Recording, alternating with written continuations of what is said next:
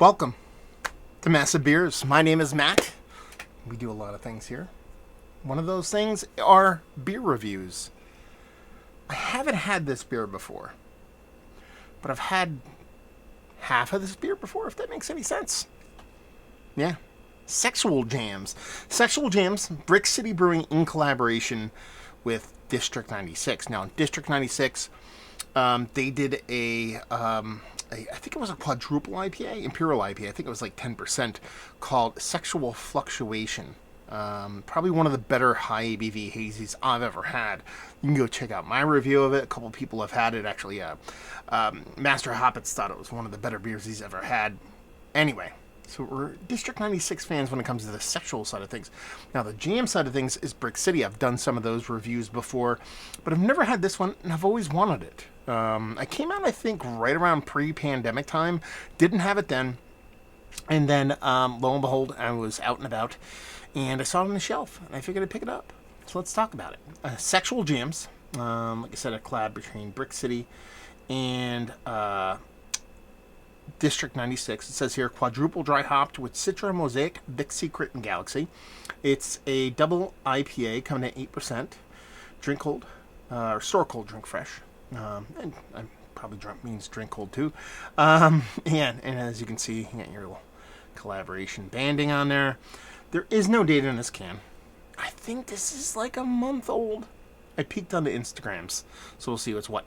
Label art's actually probably one of my more favorite label arts from either of the breweries. Not that either brewery makes kooky looking label art. I mean, Brix City can. District 96 is pretty much the same kind of motif over and over.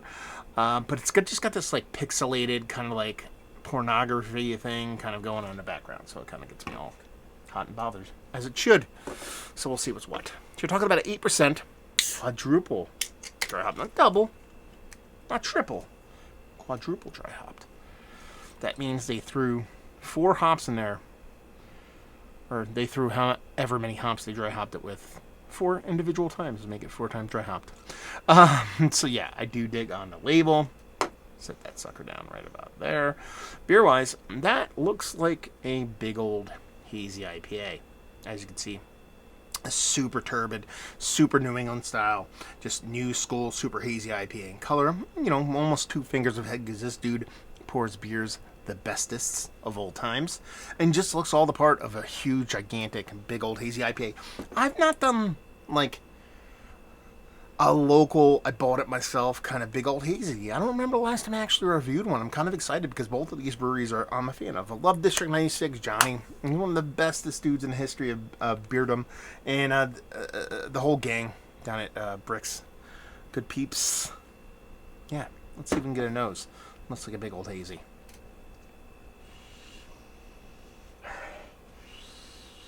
Now, there's a point in time during pretty much every hazy IPA I get on my soapbox and I either declare smells like it's drinking, or smells and tastes like it's drinking bigger or smaller than it actually is. This nose is explosive. It's all the parts of what a double IPA should be, if not like eking towards 10%, just bursting at the seams with fruit on fruit on fruit. You know, it's all the parts, like stone fruit, super heavy. You're getting your pineapple, you're getting your citrus side of things, you're getting your kind of tropical fruit side of things, but it really does lean, super heavy stone fruity, peachy, right? Just big, delicious fruitiness with this cool kind of slightly danky, not ultra weedy, little beastery kind of dankiness going on a nose. And that's all the nose. It's just big and bold. Gigantic, man. That is... And that's the thing, like, a lot of times I'll get this nose and I'll be like, that's what it should be. I think this is more like triple IPA level kind of aromatics for me. It's something that I would expect from, like, a 10% New England style hazy. It's just bursting at the seams. I'm just going to dive in because it smells absolutely fantastic. Cheers, y'all.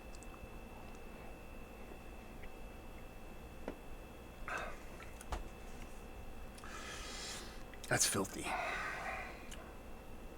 That is absolute...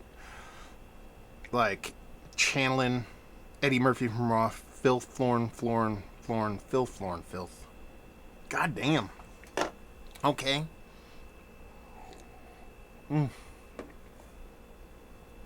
It has just like cranked to the 9s or the 11s if you're Spinal Tap on multiple levels. Mouthfeel fantastic, super silky, super creamy, turbid, but there's a density to it that lends to showing you that it's a bigger beer. 8%, mind you. This is drinking more like 10, 11%. Let's put it that way. Bittering. There's a bittering to this. It's not afraid of being bittering. I think you can't really get away with this beer not being this bittering with this amount of dry hopping. Like, I kind of poke jokes at this. It's quadruple dry. No, you can tell there's a copious amount of hops in here. But the cool part about this, and granted, we do have to remember we're talking about a beer that is a month old. It had a little bit of time to settle, but it's not like hop burny. It's not like super kind of like just hop raw or anything like that. There's this nice big taut kind of bittering. I shouldn't say big, but appropriate for its impact kind of bittering that you're getting from the hops here.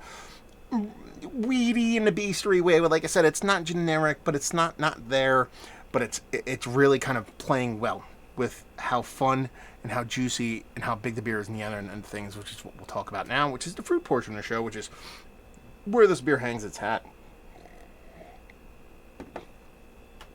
Again, for me, predominantly a stone fruit, a hefty dollop of like tropical fruit melony vibes too. On top of that, sure, you get your pineapple, sure, you get your citrus, sure, you get your grapefruit, yada yada. But it is a ripened but maybe slightly unripened kind of stone fruitiness with a nice kind of tropical melon kind of component. When you kind of tie it all together and you get that kind of robust, gigantic, above 8% kind of juicy, kind of fruity portion of the show, again, same thing on that bittering without being hop astringent or anything like that. There's no kind of dacetal, creepy kind of thing going on here too. So, talk about a month, it's still drinking this fantastic, if not probably better than when it came out. And then you kind of put the mouthfeel in there. Like the best double IPA I've had in recent memory. Let's put it that way. It's just that good. And, not that I've had a ton. I've kind of cut back a lot on the reviews that I've done. And, but while people have sent me beers, beer mouths haven't been like the most kind of like, what's the word I'm looking for? Hot and fast, shock and awe thing. But man, this is really, really good. And probably the best, there's two best things. I'll get to the one towards the end, but the best thing about it tastes unique. It tastes different than a lot of the hazies I've had as of late. Again, preface that with I don't drink it down hazies, so it's not like I have this big whole catalog of reference for that as of late. But it's as good as a Hop Butcher. It's as good as for me as a Treehouse and those kind of beers. Fox Farm, Conclave, but it has its own twist on it. Now, is that a District 96 twist? Is it a Brick City twist? I don't know. But it's a twist nonetheless in a very, very fun way. So it tastes different. There's something to it that has its own personality. And I think that's one of the best things about beer, whether it be hazies or anything else, is that, you get a brewery's own kind of like personality. It used to be a word called terroir. And that still exists when it comes to beer, but nowadays in a lot of hazy and stuff like that, there's no kind of, yeast-based kind of, local malt hop grain thing kind of going on, but there are kind of their unique kind of fingerprints that are put on there. Hopefully there are. Some people are just a little bit kind of close to the vest, kind of generic, but this tastes like something unique in a very, very tasty way. Brass tacks, one of the best double IPAs I've had this late, maybe all time. I just really, really love this beer. I think it's fantastic. And this is one of those hazies that I think would kind of transcend. You give it to an old curmudgeon. That's not me. And digs beer. I think they go, well, it's not my favorite style, but I kind of think this is really tasty. I think it's a great thing. Yeah. Sexual jams. Hell yeah. Oh, the last part of this. Let's talk about it. Price. Off a shelf. I think it was $16. Maybe 17 after taxes or something like that. Off shelf. I don't know if it's readily available, but I do see Brick City stuff on shelves. So just the fact that you can get something like this, that ABV at a relatively decent price point, it's like hell has frozen over. in a very, very delicious way. So there you go. One of the best double IPAs I've had. We could end it there, but I'll say as of, recent memory, which we're going back maybe a year. Especially from the local fair. And like I said, I'm a big D96 and Brix fan, so to see them come together and do this, I know they've done it before, but it's my first foray. Good stuff. Let's talk about it. Have you had D96? Have you had Brix? Have you had this beer? Have you had previous iterations of this beer? Have you had this particular batch, the newest batch? Have you had, and by newest batch I mean whatever it is, August-ish, July, August 2020? And have you had the other versions of their beers? The Brick City Jams. There's a bunch of different jams. I've reviewed a bunch. Go check those out. Have you had the District 96 sexual portion of the show? More specifically, the EQ collab, which was kind of one of the better ones out there. So, yeah, let's have a conversation. What's your thoughts on a brewery? What's your thoughts on both breweries? These kind of styles of beers. What kind of stuff? Let's talk about it down there. There we go. Reviewing the books. Hopefully you guys enjoyed. Hope to see you next time. Cheers, y'all.